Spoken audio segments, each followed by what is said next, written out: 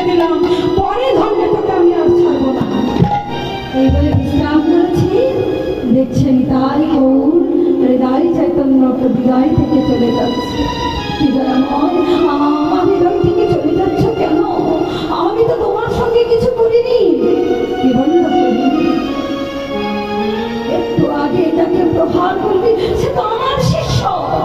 তুই জানিস না ওরে মূঢ় দীক্ষাকালে শিষ্য যখন করে আত্মসমর্পণ, সেই কালে করি তাকে আমি আলিঙ্গন। সে যে আমার হয়ে যায়, বড় ভুল হয়ে গেছে। তাড়াতাড়ি করে কৃষ্ণদাসের কাছে গিয়ে বলছে আমায় ক্ষমা করে দে। কে বলেছে তোকে? তুই তো ঠিকই করেছ। আজ তুমি যদি আমায় প্রহার করতে, কালকে কেউ বলে বসে থাকতো আমি রাধারানীকে অপুর নয় হাতের কঙ্কন পেয়েছি, আবার কেউ বলতো আমি গলার হার পেয়েছি। এই মিথ্যা প্রবঞ্চনা যাতে না ওঠে তাতে করে ভালো উচিত শিক্ষা দিয়েছ।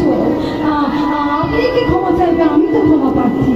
ওরে আজ থেকে তোর নাম হলো কনকমঞ্জুরি শ্যামানন্দ দুঃখী কৃষ্ণদাস। এই দুঃখী কৃষ্ণদাস নিয়েই